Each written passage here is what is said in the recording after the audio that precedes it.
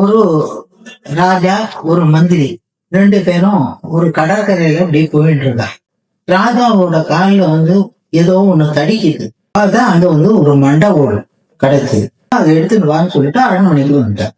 மறுநாள் அன்னைக்கு அரண்மனையில எல்லாரையும் கூப்பிட்டு மேடை மாதிரி போட்டு அதுல பட்டு துணியெல்லாம் விரிச்சு இந்த மண்டை ஓட நல்லா கிளீன் பண்ணு. ராஜா சொன்னார் மந்திரியை கூப்பிட்டு, உனக்கு தான் தெரியும் இல்லையோ, லிபி எல்லாம் படிக்க தெரியும் இல்லையோ உனக்கு, அதுல என்ன எழுதி இருக்குங்கிறத படியினார். மந்திரி அந்த மண்டை ஓட்டுல என்ன எழுதி இருக்குன்னு படிச்சா ஒரு ஸ்லோகம் இருக்கு. அது என்ன அப்படின்னா, ஜென்மத்தக பிறந்ததே தரித்திரம், ரொம்ப ஏழ்மையில இருப்பான். தசவர்ஷாணி பந்தன, 10 வருஷம் அவன் போய் ஜெயில இருப்பான். சமுத்திர தீரே மரணம், சமுத்திர கரையில செத்து போவான். கிஞ்சித் போகம் பவிஷ்யதி, எதிர்காலத்துல அவனுக்கு கொஞ்சம் அதிர்ஷ்டம் அப்படின்னு போட்டிருந்தது.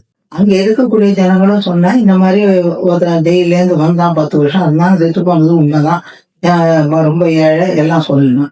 அப்ப இப்ப ராஜா சொன்னார், அவன் தரித்திரமா இருந்திருக்காங்கிறது உண்மை, 10 வருஷம் ஜெயில இருந்திருக்காங்கிறதும் கரெக்ட். அதுக்கப்புறம் சமுதிர கரையில தான் அவன் செத்து போயிருக்கணும், ஏன்னா மண்டவோட அங்கதான் கிடைக்கிறது.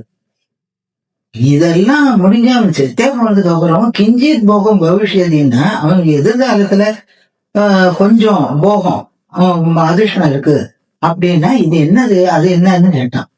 அப்ப ராஜா கேட்ட உடனே மந்திரி சொன்னார், இதெல்லாம் நடந்தது, எத்தனையோ பேர் சாகரா, எவ்வளவோ பேர் இது பண்றா, எத்தனையோ மண்டை ஓடு எங்கெங்கயோ கிடக்குறது. இந்த குறிப்பிட்ட மண்டை ஓடு ராஜா காலில் இடிச்சதுனால ராஜா என்ன பண்ணார், அதை எடுத்துட்டு அதை சுத்தம் பண்ணி இப்போ ஒரு பட்டு துணி, அத்தனை ராஜ்யசபையில ஒரு பெரிய மேடையில பட்டு துணி விரிச்சு அதுல அந்த மண்டை உடவை வச்சு இப்ப விளக்கம் கேட்கிறேன் நீங்க. இதுதான் அவன் பண்ணின கொஞ்சம் பூஜாவலன். எல்லா மண்டை ஓடுக்கும் இது கிடைக்கிறது இல்லையே அப்படின்னு சொன்னார்.